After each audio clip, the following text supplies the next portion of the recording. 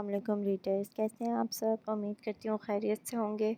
تو اگر آپ چاہتے ہیں کہ میں تم سے وفا ناول پورا یوٹیوب پر اپلوڈ کروں تو پلیز مجھے رپلائی کریں، ورنہ میرا یہاں اتنی محنت کا کوئی فائدہ نہیں ہے۔ اور دوسرا، جن جن کو تم سے وفا ناول نہیں مل رہا وہ یہاں تو میرے فیس بک پیج پہ دیکھ لیں، اور باقی یہاں یوٹیوب پہ ہے، اور ابھی تک یہ کمپلیٹ نہیں ہوا، اس کی کوئی ایپیسوڈز ابھی پوسٹ کرنے والی رہتی ہیں۔ Thank you. اور تم سے وفا کی رائٹر میں ہوں آمنہ خالد، یہ میرا ہی ناول ہے، اور آپ کو میرے ہی فیس بک پیج، میرے ہی یوٹیوب پہ، اور جہاں بھی آپ کو ملے میرے پاس ہی پورا مل سکتا ہے۔ ادروائز اگر کسی سورس سے آپ اور لے رہے ہیں تو پھر انہوں نے میرا ہی کاپی کر کے آپ کو دیا ہے۔ Thank you. دارم کمرے میں آیا تو دیکھا جنت رامین کے بازو پر سر رکھے نچلا ہونٹ جو کہ اس کا مخصوص اس کے رونے کا بتا دیتا تھا باہر نکالے لیٹی ہوئی تھی کہ رامین آہستہ آہستہ اس کے بال سہلاتے اسے سلانے کی کوشش کر رہی تھی، جس کی آنکھیں خود بھیگی ہوئی تھیں۔ کمرے میں موجود ہلچل پا کر رامین اور جنت نے ایک ساتھ دارم کی طرف دیکھا اور جنت نے بازو سے اشارہ کرتے رامین کو دیکھتے کہا بابا، اور اگلے ہی پل دوبارہ رونا شروع کر دیا۔ رامین نے ایک نظر دارم پر ڈالی اور پھر رخ پھیرتے جنت کو دوبارہ چپ کرانے کی کوشش کرنے لگی، جو کہ اب بھی ایک ہاتھ سے دارم کی طرف اشارہ کرتے بابا بابا کہتے روئی جا رہی تھی کہ پھر بولی رامین بولی پلیز دارم، تھوڑی دیر کے لیے کمرے سے باہر چلے جاؤ، میں اسے سلا دوں۔ دارم خاموشی سے کمرے سے نکل گیا، لیکن رامین اس کی سرخ ہوتی آنکھیں دیکھ چکی تھی۔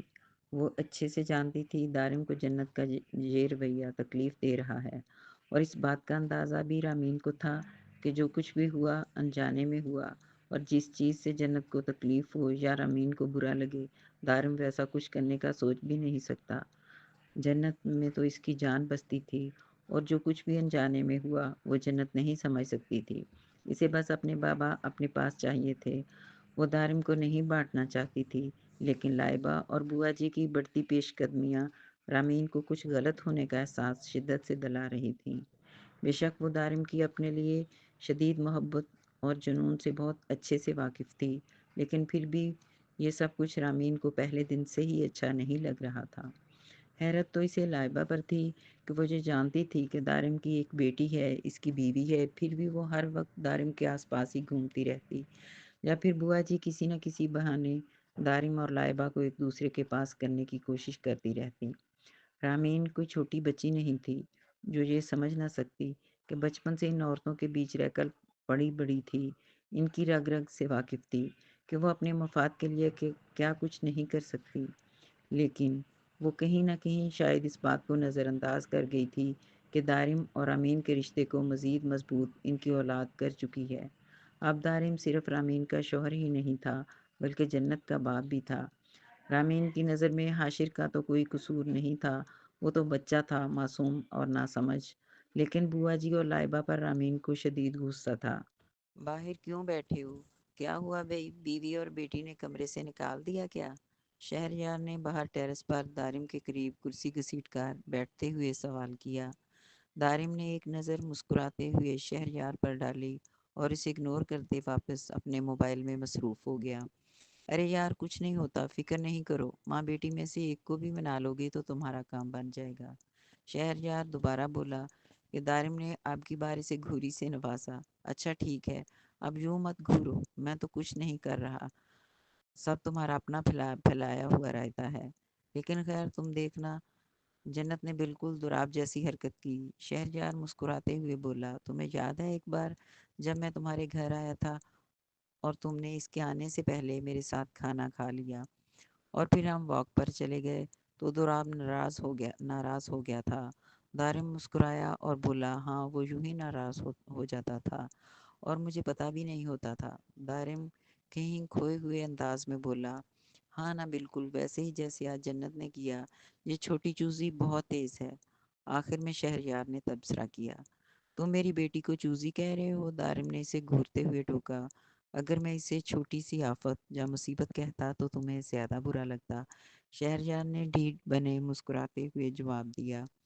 دارم بس اسے دیکھ کر رہ گیا۔ کہ اتنے میں عشا نے آتے چائے شہریار کی طرف بڑھائی تو شہریار اسے دیکھ کر مسکرایا اور پھر کپ پکڑتے بولا، دارم اور اپنے لیے بھی چائے یہیں لے آؤ۔ اب وہ تینوں ٹیرس پر بیٹھے چائے پی رہے تھے کہ دارم نے مسکراتے ہوئے ان دونوں کو دیکھا جو ایک دوسرے سے نوک جھونک میں مصروف تھے، بالکل آیت اور وہاب کی طرح۔ شہریار اپنی چائے ختم کرتے اب عشا کے کپ میں بسکٹ ڈبو رہا تھا۔ اس پر عشا نہیں نہیں کرتے اپنا کپ پیچھے کر رہی تھی کہ شہریار نے اس کے ہاتھ کے اوپر اپنا ہاتھ رکھا ہوا تھا اور اپنی چیئر گھسیٹتا مزید عشا کے قریب کر چکا تھا اور اب زبردستی اس کی چائے کی گھونٹ لے رہا تھا۔ انہیں ایک دوسرے میں مصروف دیکھتے دارم مسکراتے ہوئے اٹھ کھڑا ہوا۔ کچھ ہی دیر بعد واپس اپنے کمرے کی طرف گیا کیونکہ اس کا دل کہیں نہ کہیں جنت اور امین میں ہی اٹکا ہوا تھا۔ اب یہ کتنا خوبصورت ویو ہے نا۔ پہاڑ کے اوپر ایک ریسٹورینٹ میں بیٹھے آیت نے نظر پہاڑوں پر سفر کرتی دھند اور بادلوں کو دیکھتے ہوئے کہا اور ساتھ ہی اپنے موبائل کا کیمرہ آن کرتے چیئر سے اٹھتے اس منظر کو قید کرنے لگی۔ وہاں بھی مسکراتے ہوئے ٹیبل سے اٹھتے قدم قدم چلتا اس کے قریب آیا۔ منظر واقعی بے حد خوبصورت تھا، یا ان دونوں کو لگ رہا تھا، وہ اندازہ نہیں کر سکے۔ مسرور سی ہوا بے حد پرسکون لگ رہی تھی۔ محبت صحیح وقت پر صحیح انسان سے ہو جائے اور قسمت محرم بنا کر ملا دے تو خوشیاں مقدر بن جاتی ہیں۔ ان کی خوشیاں ایک دوسرے سے منسوب تھیں اور ان کی پاک محبت نے اسے قائم رکھا تھا، اس لیے ہر منظر ہی ان کے لیے خوبصورت اور منفرد تھا۔ وہاب نے آیت کے پیچھے کھڑے ہوتے ایک ہاتھ گریل پر رکھتے دوسرے سے اس کی ڈھلکی ہوئی چادر کو اس کے کندھوں کے اوپر درست کیا اور بولا، ٹھیک سے چادر اوڑھو، آیت سردی لگ جائے گی تمہیں۔ نہ نہیں لگتی، میں ویسے بھی بہت ہاٹ ہوں، پیچھے مڑ کر کہتے آیت نے وہاب کو دیکھتے آنکھ بند کی تو وہ ہنس دیا اس کے انداز پر اور پھر بولا، اچھا ٹھیک ہے، لیکن اس کا فیصلہ تو میں کر سکتا ہوں، تم نہیں کر سکتی۔ نہ کرو میری تعریف، کبھی تم نے کہا ہے آیت تم بہت خوبصورت لگ رہی ہو؟ آیت نے منہ بناتے شکوہ کیا۔ ہاں تو اس کے لیے اب تمہارا خوبصورت لگنا بھی تو ضروری ہے۔ وہاب نے مسکراہٹ ضبط کرتے تیکھے نکوش والی اپنی خوبصورت نک چڑی بیوی کو دیکھتے کہا، کیا مطلب میں تمہیں خوبصورت نہیں لگتی؟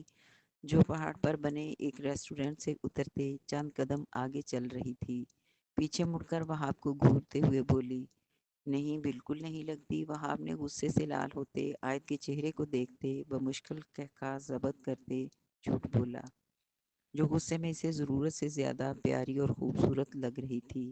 بھاڑ میں جاؤ تم وہاب، اپنی آنکھیں چیک کرواؤ کسی اچھے ڈاکٹر سے، کہتے وہ منہ بناتے اپنی رفتار کچھ مزید تیز کرتے گاڑی کی طرف بڑھی۔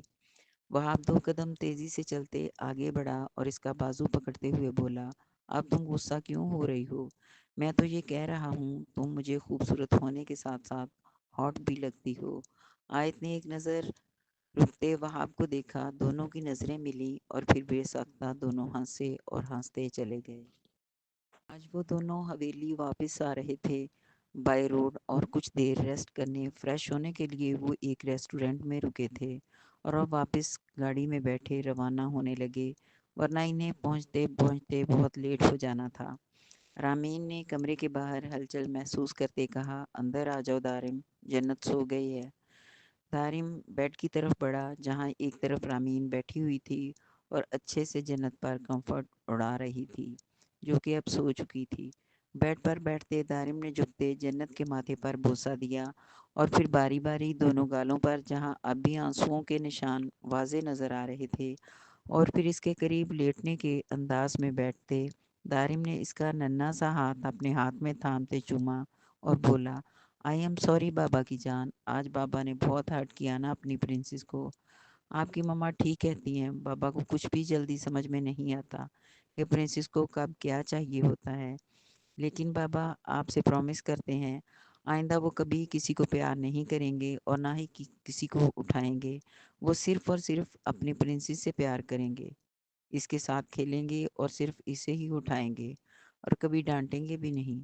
پاس بیٹھی رامین مسکرائی تھی دارم کے وعدوں پر اور پھر بولی، ساری باتیں، سارا سوری اور سارے وعدے صرف اپنی پرنسس کے لیے اور پرنسس کی مما کے لیے کچھ بھی نہیں؟ تم نے انہیں بھی رلایا ہے، اگر یاد ہو تو۔ وہ منہ بناتے ہوئے بولی تو دارم مسکرایا اور پھر اٹھ کر بیڈ کی دوسری طرف آتے اس کے سامنے بیٹھتے بولا، آئی ایم سوری من، میری وجہ سے تم دونوں ہرٹ ہوئی ہو۔ رامین نم آنکھوں سے مسکراتے ہوئے بولی، آئی ایم سوری ٹو، میں نے بھی تو تمہیں ہرٹ کیا، لیکن کیا کرتی، میں جنت کو روتا ہوا نہیں دیکھ سکتی، اور غصہ مجھے لائبہ پر تھا اور تم پر بھی۔ گھر میں اور کم لوگ ہیں جو حاشر کو تمہیں ہی پکڑا کر جانا تھا اس نے، اور تم بھی اس کے کسی اور کو دے دیتے۔ مجھے کیا پتا تھا من یہ سب ہو جائے گا۔ پھر بھی دارم، میں صرف اس لیے نہیں کہہ رہی کہ جنت کو برا لگا، میں اس لیے بھی کہہ رہی ہوں کہ حاشر بھی بچہ ہے، کل کو اگر وہ تم سے زیادہ اٹیچ ہو جائے تو، اور لائبہ کو بھی دھیان دینا چاہیے اور تمہیں بھی۔ ہاں تم ٹھیک کہہ رہی ہو، دارم نے کچھ افسوس سے کہا اور بولا، سچ میں ہمیں اس بارے میں سوچنا چاہیے تھا۔ اور دارم، یہ ایک دفعہ نہیں ہوا، بار بار ہوا ہے۔ جب بھی دیکھو حاشر اور لائبہ تمہارے آس پاس ہی ہوتے ہیں۔ کل کو اگر بوا جی کہہ دیں بھئی یہ بچہ دارم سے بہت اٹیچ ہو گیا ہے، تو میں کوئی کمپرومائز نہیں کروں گی اس معاملے میں۔ اس کی بات کا مفہوم سمجھتے دارم نے مسکراتے ہوئے رامین کو دیکھا اور بولا، تمہیں میری محبت پر شک ہے من؟ اب میں نے ایسا بھی کچھ نہیں کیا، لیکن مجھے کسی اور پر اعتبار بھی نہیں، اور اپنی چیز کی حفاظت ہر انسان کو خود ہی کرنی چاہیے۔ اس لیے اب میں تمہیں لائبہ یا حاشر کے اس کے پاس بھی نہ دیکھوں۔ انگلی اٹھاتے رامین نے وارن کیا تو دارم نے ہنستے ہوئے اس کا ہاتھ تھامتے اپنے ہونٹوں سے لگایا تھا اور بولا، جو حکم میری جان، میری مجال جو جنت کی مما کی کوئی بات ٹال سکوں۔ اب تو ویسے بھی تمہاری ٹیم میں میری پرنسس بھی شامل ہے۔ جی بالکل، اس لیے ضرورت سے زیادہ محتاط ہو جائیں، منہ بنا کر کہتے رامین نے مسکراتے ہوئے ایک نظر جنت پر ڈالی جو اب ڈھیر سارا رو دھو کر سکون سے سو رہی تھی۔ دارم نے بھی جنت کی طرف دیکھتے کہا، یہ مجھے دیکھ کر کتنا رو رہی تھی من، آج بہت رلایا میں نے اپنی پرنسس کو۔ کوئی بات نہیں دارم، بچے یوں ہی کرتے ہیں، دیکھنا دیکھنا صبح تک اسے کچھ یاد بھی نہیں ہوگا۔ پکا نا؟ دارم نے جیسے یقین کرنا چاہا کہ رامین مسکراتے ہوئے بولی، 100% پکا۔ چلو اب سو جاؤ، بہت ٹینشن لے لی سارا دن ہم نے، کہتے رامین چینجنگ روم کی طرف بڑھ گئی، جبکہ دارم دوسری طرف سے آتے بیڈ پر لیٹے پہلے کی طرح جنت کو اپنے حصار میں لیتے سونے کی کوشش کرنے لگا۔ شہر یار، یا اللہ یہ کیا کیا آپ نے، کیا حالت بنا دی ہے چینجنگ روم کی۔ کچھ نہیں بٹر فلائی، ایک فائل ڈھونڈ رہا ہوں، کب سے تمہیں آوازیں دے رہا ہوں مگر تم میری سنتی کہاں ہو۔ چلو شاباش، آؤ مل کر ڈھونڈو میرے ساتھ۔ بلیک کلر کی زپ فائل ہے اور اس میں کچھ ڈاکومنٹس اور پکچرز وغیرہ بھی ہیں۔ شہریار اب فائل کپڑوں کے اندر ڈھونڈ رہے ہیں، اسٹڈی میں دیکھیں جا کر۔ اسٹڈی میں نہیں ہے، مجھے یاد ہے میں نے یہیں رکھی تھی۔ لاکر میں دیکھی آپ نے؟ عشا نے اسے گھورتے سوال کیا۔ ظاہری بات ہے پہلے وہیں دیکھوں گا نا، لیکن نہیں ملی۔ چلو شاباش، سوال کام کرو اور جلدی سے میرے ساتھ فائل ڈھونڈواؤ۔ عشا نے آگے بڑھتے لاکر والی کبڈ کھولی اور چند لمحوں بعد شہریار کو آواز دیتے ہوئے بولی، شہریار ذرا یہاں آئیے۔ کیا ہے عشا، جلدی فائل ڈھونڈو۔ آپ نے لاکر چیک کیا تھا یا نہیں، ایک بار پھر سوچ لیں۔ اب کی بار عشا نے اسے گھور کر پوچھا تو شہریار بولا، ہاں ہاں کیا تھا۔ عشا لاکر کے سامنے سے ہٹتے بولی، اچھا اگر کیا تھا تو پھر یہ کیا ہے؟ شہریار نے لاکر میں ڈرا کے اندر پڑی بلیک فائل دیکھی تو نچلا ہونٹ دانتوں میں دبایا اور پھر بولا، پہلے تو یہاں نہیں تھی، تم نے ہی رکھی ہے ضرور۔ عشا نے دونوں ہاتھ سینے پر باندھے شہریار کو گھورا اور بولی، یہ اتنی بڑی بڑی آنکھیں آپ نے صرف مجھے گھورنے کے لیے رکھی ہوئی ہیں؟ سامنے پڑی ایک فائل آپ کو نظر نہیں آ رہی تھی؟ جبکہ شہریار نے مسکراتے ہوئے عشا کی کمر میں ہاتھ ڈال کر اسے اپنے قریب کیا اور بولا، بٹر فلائی اب تم کیا چاہتی ہو کہ میں تمہارے علاوہ کسی اور کو گھوروں؟ سوچ لو، پھر تمہیں ہی اچھا نہیں لگے گا۔ ہاتھ بڑھا کر عشا کے چہرے پر آئے بالوں کو کان کے پیچھے کرتے بولا، وہ سب بعد میں دیکھیں گے، فی الحال یہ بتائیں، جو آپ نے اتنا سامان پھیلایا ہے اسے کون سمیٹے گا؟ بات کو گول کرتے وہ شہریار سے سوال کر رہی تھی کہ شہریار نے ایک نظر چینجنگ روم پر ڈالی جس کا وہ لمحوں میں حلیہ بگاڑ چکا تھا، اور پھر عشا کو دیکھتے بولا، میری جان میں ذرا جلدی میں ہوں، بٹ آئی پرومس میں آ کے صاف کروا دوں گا۔ या तुम खुद ही कर लेना। मुफ्त में इसको मशवरा देते, झुककर इसका गाल पूरी शिद्दत से चूमते। शहरयार ये जा वो जा कमरे से निकल गया, जबकि ईशा इसे देखते रह गए। और अब वो बुरे बुरे मुंह बनाते चेंजिंग रूम की चीजें समेटने लगी।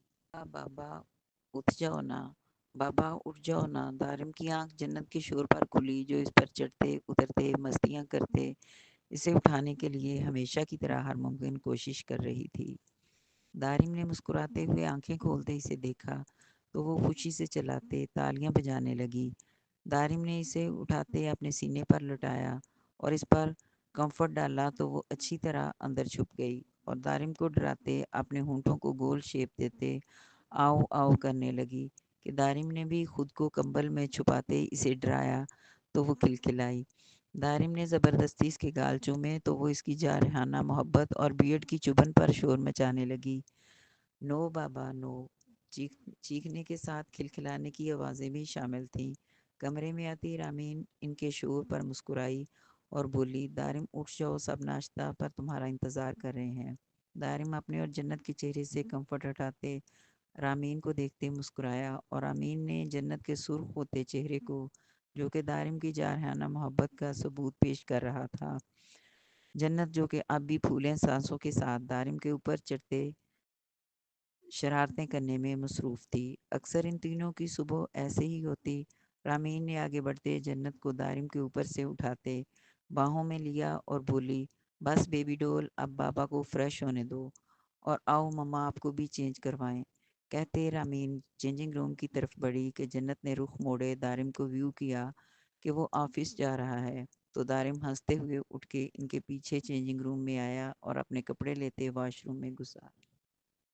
और गाइस, आप लोगों ने मुझे बताना है कि क्या स्क्रीनशॉट से नॉवल इजीली पढ़ा जाता है आपसे, क्योंकि दूसरी तरह एडिटिंग करने की मैंने कोशिश की थी मगर वो कोई ख़ासी अच्छी नहीं हुई और वो वीडियो चल ही नहीं रही थी। तो अगर किसी के पास फेसबुक नहीं है तो वो मेरा व्हाट्सअप ग्रुप ज्वाइन कर ले, वहाँ भी नॉवल भेज देती होती हूँ एपिसोड वाइज। अदरवाइज़ फेसबुक पे तो फिर अपलोड होता रहता है। यूट्यूब पे वो जिस तरह बहुत अच्छी एडिटिंग होती है वो मुझे करनी नहीं आती और ना ही मेरे पास इतना ज़्यादा टाइम होता है। आप लोगों को मैंने बताया था मैं मेडिकल की स्टूडेंट हूँ, बस शौक में मैंने शुरू किया था, तो प्लीज़ थोड़ा कोऑपरेट ही करें। Thank you.